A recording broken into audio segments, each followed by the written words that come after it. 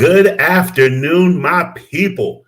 What is going on? It's your main man, Charles Tank Harris, back on Wealth Our Way Wednesday with 15 minutes of finance. Let's just get into today's show. It's episode 204, and we are talking about the high cost of love as we get ready to go into the month of love.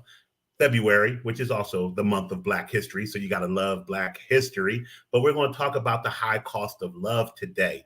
And we always start the show with the segment on go or no go. So appropriately attaching it to the cost of love, I pulled a question out about engagement rings. So let's go. I've been shopping for an engagement ring. I make $75,000 a year, which breaks down to $6,250 a month. According to the 2-month salary rule, I should buy my lady a $12,500 ring. I don't feel as though I can afford this. I would prefer to save money toward our future house. Please help. So this is a great question and a great topic. I literally just read a article the other day on Ben Simmons, formerly of the Philadelphia 76ers, currently of the New Jersey Nets, where he gave his fiance $1 million engagement ring, and they have since broken up. And Ben sent a legal letter from his attorneys asking the young lady to return the ring, which everybody thinks is a bit petty. Not that he asked for the ring back. I was surprised to find, whether it's men or women, a lot of people strongly believe that an engagement ring should be returned if the engagement does not work out. But they thought it was petty that he sent her a legal letter instead of just calling and asking for the ring back, because according to the young lady, they never had a discussion about getting the ring back. She thought it was overkill to have his legal team reach out. But when you're dealing with $1 million ring, who knows? I don't blame them. But as far as this question is concerned, it's a great question. I hear this topic about engagement rings and weddings and the cost associated with both all the time. I'm going to tell you this. I can give you the Big Tank Wealth Our Way empirical breakdown on whether I think it's a go or a no-go, but I'm not going to do that. What I'm going to do is answer your question in terms of how you posed it to me. You want to not do this. You feel as though the money could be better used for you and your future wife as, a savings for a future home. That's your answer. I tell people this all the time when it pertains to finance. For me, I always use weight loss as an example because I've been through numerous trainers, numerous diets and all of that. The only plan that's good is the plan you're going to stick to, the one that works for you. I could give you advice as to show you how you can afford this ring or confirm that you can't. I could do that. But it doesn't matter if in your heart and soul, you believe the money is best used building for your financial future in the form of a house. So to me, I'm going to say purchasing a ring that costs, get the notes back over here, $12,500 is a no-go. Also, I would ask, have you talked to your lady? I know the day and age of, I'm an old cat. You see the gray beard. I learn every day, especially by raising a 14-year-old, that the traditional way of thinking and doing things is not necessarily the way things are done right now. I'm an old school dude. I like to surprise my woman with gifts. I don't ask her opinion on them. I also am the type of guy who doesn't split bills. I pay all the bills. That's who I am. I get down that way. That's not how people operate in this day and age, I'm finding more often than not. So have a conversation with your woman. You may find that she is equally yoked financially with you and would prefer not to get a $12,500 ring, would prefer a $2,000, $3,000, whatever dollar ring, and being able to set your financial future up. So the other answer I would say to that is ask, have communication. So I'm going to say buying the ring, no go. With that being said, let's move into the cost of love. And I already mentioned one of my terms here, being equally yoked financially. This is big. We talk about relationships a lot. It floats around, and normally infidelity is always at the top of the list as to one of the bigger impediments to relationship survival. Someone cheats and it has to be over. I have my own thoughts on that. It's a whole different show. Matter of fact, speaking of shows, tonight, do not miss, is Wild Wednesday, and tonight is the last Wednesday of January, and we have the Financial Power Hour tonight. Do Black women still believe that Black men can lead the household. So it's going to be, I bring all types of topics on, and whereas I'm an inclusive, gender neutral, sexual preference neutral, race neutral show, this show is going to be about Black women asking, being asked if they think Black men can lead the household. So tune into that tonight at 6 Eastern. With that being said, the conversation comes up about financially being equally yoked. Does your partner feel about money the way you feel about money? That trumps infidelity to me. Like, I have seen more relationships break up because someone spent too much money, someone doesn't want to save, someone doesn't like the risk they take in investments. There was a movie, a Tyler Perry movie, I want to say The Family That Prays, where one of the characters, he was an aspiring businessman. He was a construction worker, wanted to start his own business.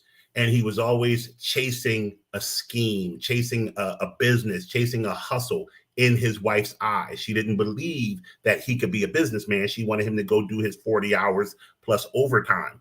And they weren't financially yoked equally. She didn't support his dream, but to her, his dream wasn't a dream. It was a scheme. It was a harebrained plan to get rich, and she didn't believe he could do it. Those are conversations that need to be had. So when you think about a partner, because marriage or a long-term domestic union is a partnership, you don't want to enter into a relationship with someone who you feel differently about money than they feel. There's a book, famous book, The 5 Love Languages. I say forget love languages and learn your partner's money language. Are they a spender? Are they a saver? Are they a risk taker? Are they not a risk taker? You will learn a lot by having these conversations. And that's something that I strongly suggest you do in your relationship, is sit down and put money on the calendar. Make sure that you are discussing with your partner on a weekly, monthly, quarterly interval money. Everybody knows one of my nicknames. My nickname is Tank, but my best friend, Big Trey, shout out to my boy Trey Johnson, he expounded upon my nickname when we started hanging out. He's the one who started calling me Tank Money. And my boy Blue, shout out to Aaron McKee Blue. The Temple Owls upset the number 1 team in the nation last week, the Houston Cougars in Houston. So shout out to Blue. But Blue also calls me Bank, Big Bank. I've gotten this association with money even before I got into the field of working with money.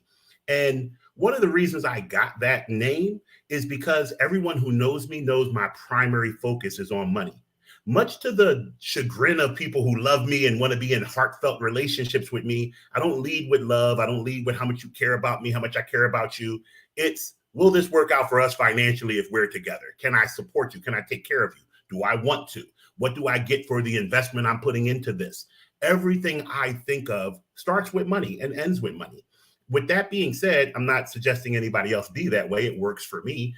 With that being said, I tell people, you got to look at 0 to 100. Maybe I'm on the 100 end and you don't need to get there, but don't be on the 0 end either. Don't ignore money. We all get up and go to work, or are raising kids that we're telling to go to school so they can get good grades, so they can go to college and get a job or start a business. Why are we talking about any of these things? Very few of us go into a career that just, we want to be fulfilled. We want to paint because we always loved art. We go to make money. When we get divorced, when the relationship breaks up and we got to go to child support court, we don't go and ask for them to continue to come over on Tuesdays and hug us. We ask for their money. It's always money. It always comes back to money. Why would we start the foundation of something and not focus on money? It's what, as my boys from the Wu-Tang Clan said, cash rules everything around me. It's what makes the world go round. Please make sure that you are implementing money into your financial lives with your partner. That brings me to the 3 tips segment of today's program. So I got notes now. You see me moving stuff around. Here are my 3 tips on how to control the high cost of love. Tip 1, for those of us who are out here trying to find love, and I say those of us, I'm not out here trying to find love. So I should say those of you who are out here trying to find love, you're dating, you're meeting people, set a dating budget. Know beforehand how, like when you're doing your budget, which we believe in at Wealth Our Way, you should have a budget. In your personal spending section, break down your dating budget. I have a son. He's into girls. He's starting to date. And we talk about that. I say, son, the first time you go out with a young lady, I better not hear you spend a dime. The first date should be free or as low cost as possible. Go for a walk. Go sit in Starbucks and don't order a coffee. Like, get to know someone, talk on the phone, talk on FaceTime or Snapchat or whatever it is they use these days. Go for a walk. Go to a museum on the free night. You shouldn't go into hock trying to meet someone. Now, there are varying stages of dating. If you've been talking to somebody for 3 months before you get your first date, maybe the first date isn't free. Maybe you're taking them to dinner. But understand and gauge your enthusiasm along the way. Set a dating budget, because I go to expensive restaurants. My meals cost, with me and someone else, $150, $200, $250 is not out of the norm. I can't go on 3 dates a week, 4 weeks a month. That's $3,000 on dating on someone I may not be with long term. That's ridiculous. So set a dating budget. Try to keep your first dates as low cost as possible, because they set the tone moving forward. You can incrementally increase, but do it with logic. Tip number 2, bring finances into the conversation as early as possible. Don't interrogate somebody over your first, walk through the park and ask them what their credit score is, but get an understanding. I'm telling you, that first parameter of setting a dating budget will reveal to you how people feel about money. If you get someone telling you, you're not going to take me out to an expensive dinner, I don't want to be with you, then you already know. Like, this is a person who puts expensive dinners in front of other important things about finding out things about you. There shouldn't be that high barrier or cost of entry when you're trying to get to know someone. The last thing I will say, and this goes back to our go or no go question, stick to your guns. Do what you feel is right. Why am I telling you this? From personal experience, I know people can only pretend to be who they are for so long, or pretend to be who they aren't for so long. Eventually, they will rebel against who they've pretended to be, the representative they showed you, and they will be themselves. I was in a situation for a very long time. I'm a stay-at-home type of guy. I know people see me in the streets and think thanks to life of the party. I would prefer the quiet of my house out of being out all the time. I was in a relationship with a woman who wanted to go out every night. She wanted to be at a bar, a club, a restaurant that's loud. That was entertaining for her. I never knew that. Even though we met in a club, I was bouncing, she was a patron. She seemed to be comfortable home with me on Friday nights, playing Scrabble, watching Netflix, whatever. Eventually, when things went south, that was one of the main things she threw in my face. I haven't went out in 20 years because of you. I'd rather be out with my girlfriends. Cool. Didn't know. My bad. Stick to your guns. Don't pretend to be someone you're not for someone else. There's a lot of people out here. I know it may not seem that way. People are on all types of dating sites trying to find love. There are literally millions of people out here. You don't have to change who you are to get what you want. Be who you are, because I always tell about lying versus telling the truth. You have to remember a lie. You don't have to remember the truth. The truth is the truth. It tells itself. You don't have to remember details of it. You just tell it again. Being who you are, being authentic is always who you should be. So my 3 tips are: set a dating budget, and your earlier dates should be as low cost as possible. Bring finance into your conversations with new people as soon as humanly possible, and stick to your guns financially about who you are. And these tips also apply if you're already in a relationship or married, dating, whatever. You can do these same things. Reset button. Start from now. Let's talk money. With that being said, I can't wait to see you guys tonight on the Financial Power Hour. It's going to be wild. Kelly and Ashley are entertaining guests. So I look forward to seeing you all. Love you all.